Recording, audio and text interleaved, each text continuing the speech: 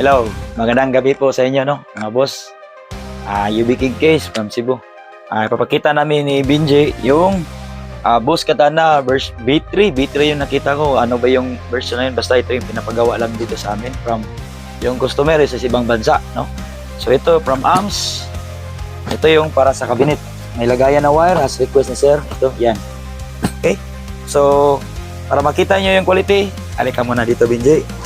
Yan. Ganyan yung quality. Tapos, may nakasip. Kita mo din. Okay? So, fold natin yan. Para mas mabilis makuha yung arms. Kasi pag inahatak yan sa ibabaw, mabigat. Okay? So, may hole siya para sa handle. Tapos pag hindi ginagamit, ano natin yung handle, i-push lang natin. Tapos, takpan para sa hindi siya alikabok. Close natin. Kita ni Binji yung close niya. Okay. Oops. Yan. So, yan. Yan po ang arm head ng Boss Katana natin na amplifier sa cabinet. Yan. Baba. So, ito naman yung cabinet. Yung cabinet ano niya. Actually, hindi to siya cover eh. Parang bag na rin siya kasi 20mm foam yung ginagamit namin. So, medyo ano talaga siya. Super padded na. Okay, so ito extra special para kay sir na wire. Yan. Tuloy, kung saan kayo magbili ng ano, sa mga music store, wala nagbibenta kasi nito eh. Special kasi ito eh. Kahit Boss Katana nga, hindi ko nakita nagbibenta ng ganito. So, kita namin, Binji, yung zipper. Okay. Zipper niya. Yan. So, naka-magic tip siya. Hop. Yeah.